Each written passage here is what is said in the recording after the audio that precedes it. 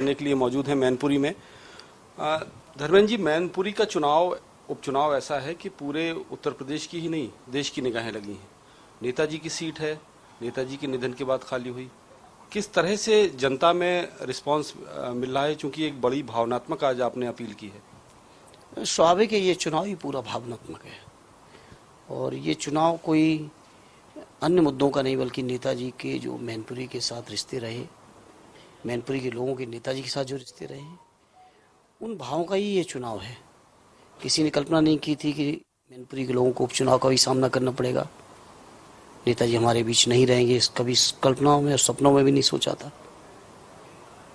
और प्रकृति का प्रकोप हुआ कि सब चीज़ें दिन देखने पड़े, तो स्वाभाविक है मैनपुरी के लोग नेताजी को श्रद्धांजलि देंगे और रानी डिम्पल जी को बड़े वोटों जिताएंगे। भारतीय जनता पार्टी की अगर हम बात करें तो जो बड़े नेता हैं भारतीय जनता पार्टी के, वो बार बार अब इस बात का दावा कर रहे हैं कि मैनपुरी में कमल खिलेगा। नेताजी ने सदन में उनको आशीर्वाद दिया है, भारतीय जनता पार्टी को, मोदी जी को आशीर्वाद दिया। अब यहाँ पर भी वो नेताजी का आशीर्वाद मिलेगा और भारतीय जनता पार्टी का उम्मीदवार जीतेगा। अब इन बातों पर नहीं जाना चाहता, वो लोग क्या व्याख्या कर रहे हैं, लेकिन हाँ इतना ज़रूर है कि मुझे याद है हम लोग नेताजी की अस्थियां लेके हरिद्वार भी नहीं पहुंच पाए थे और लोगों के बयान आने लगे कि मैनपुरी में कमल खिलाएंगे। हर व्यक्ति की जुबान पर नेताजी के साथ गुजारे हुए पलों की कहानियां हैं, नेताजी के साथ जो उनके अनुभव हैं वो हैं, सबके साथ हैं। चाहे आप नौजवानों से पूछेंगे तो उनके दिलों में भी नेताजी की दी हुई प्रेरणा है। बुजुर्गों से बात करेंगे तो जनता पार्टी, लोकदल आवाज जनता दल होते हुए जो लोग राजनीति में नेताजी के साथ, आज राष्ट्रीय अध्यक्ष जी ने भी जिक्र किया, हम लोग जाते हैं क्षेत्र में तो लोग दिखाते हैं देखो हमने लोकदल की सदस्यता ली थी।